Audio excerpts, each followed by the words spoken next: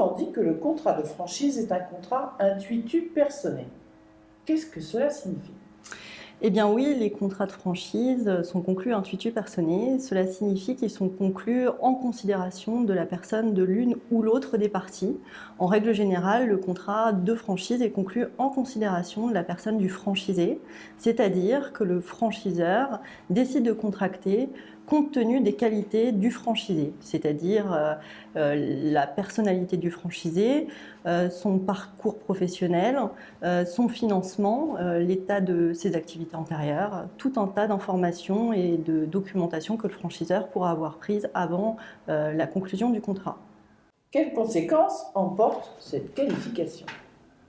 Eh bien, la conséquence immédiate, c'est que le franchisé ne pourra pas céder le contrat de franchise sans obtenir l'autorisation préalable du franchiseur.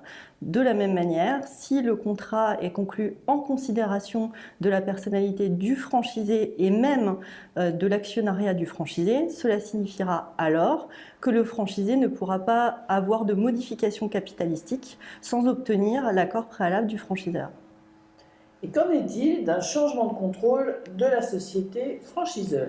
Dans l'hypothèse où le contrat est conclu intuitu personné au regard de la personne du franchiseur, cela se limite à la personnalité juridique de la société contractante, ce qui signifie que seule la société franchiseur ne peut pas céder le contrat. Il n'est pas question de l'actionnariat de la société franchiseur.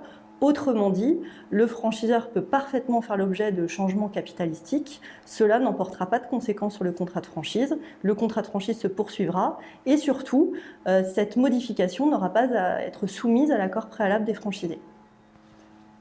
Quelles conséquences en cas de violation de l'intitulé personnel du contrat? C'est une obligation qui est très importante puisque, vous l'aurez compris, c'est quelque chose qui est déterminant de la volonté des parties de contracter ou pas le contrat. Donc la sanction est la plus dure de toutes les sanctions, c'est la résiliation du contrat de franchise au tort de celui qui n'aura pas respecté l'engagement qu'il avait pris.